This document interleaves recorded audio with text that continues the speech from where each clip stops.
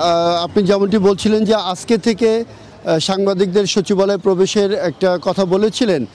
গতকালকে স্বরাষ্ট্র উপদেষ্টা বলেছেন, তথ্য উপদেষ্টা বলেছেন, প্রধান উপদেষ্টার প্রেস উইং থেকে বলা হয়েছে যে আজকে থেকে সচিবালয়ে সাংবাদিকরা প্রবেশ করতে পারবে।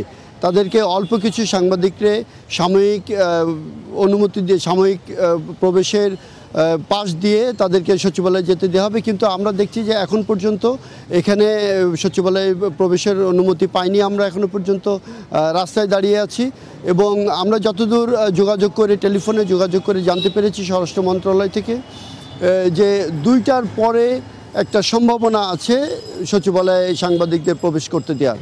আমরা আরেকটি যতদূর জানতে পেরেছি যে প্রধান উপদেষ্টার কার্যালয়ে আগুনের যে তদন্ত কমিটির রিপোর্ট দেওয়ার কথা ছিল সেই রিপোর্ট এখনও জমা পড়েনি।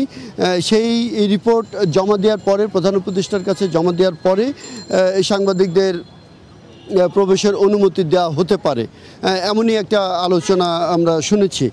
আর সচিবালয় যেমনটা গতকালকে ছিল যে গাড়ি ঢুকতে দেওয়া হয়নি, আজকেও তেমনই উপদেষ্টা এবং সচিব এবং আপনার তদন্তের স্বার্থে যারা আছেন, তদন্তের স্বার্থে সংশ্লিষ্ট তাদেরকে ছাড়া আর সচিবালয়ে অন্য কাউকে গাড়ি নিয়ে প্রবেশের অনুমতি দেওয়া হয়নি।